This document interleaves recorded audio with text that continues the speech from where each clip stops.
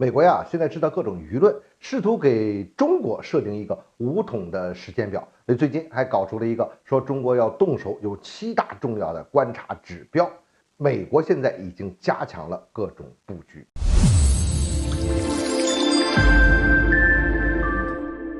欢迎来到张斌观察，我是张斌。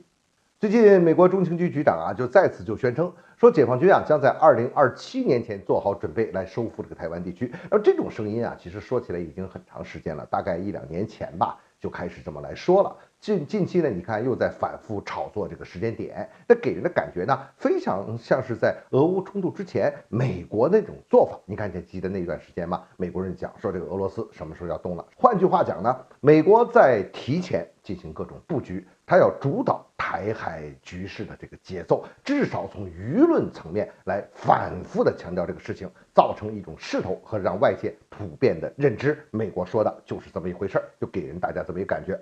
就是2027年他要把这个舆论给你制造出来。美国中央情报局前东亚事务首席分析师卡尔福呢，在美国卡内基国际和平基金会，在这个最近他就发表了一篇文章，他就说这个中国要是对台湾地区用兵呢，就会有7大迹象，这是7个征兆这7个征兆显示就是如果是发现了出现了7个征兆，那就说明快动手了。那这7个到底是哪些呢？他具体来说一下，就是第一，说至少要在1年前大量制造各种弹道导弹和巡航导弹。第二呢，就是要加强跨境资本的管制，尽可能清算和撤回中国在海外的资产。第三，那就要大量的储备各种紧急的用品并且呢，减少有关这个关键的矿物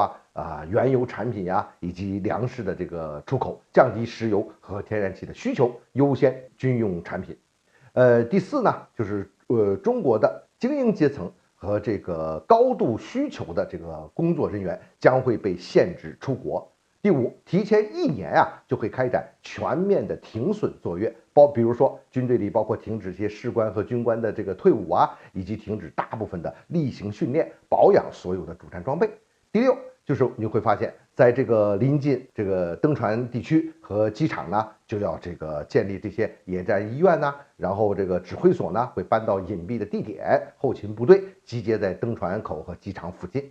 这第7就是最后就是很明显了，就是提前大概这几个月的时间呢，就开始大规模的进行了这个全民的动员，征用商船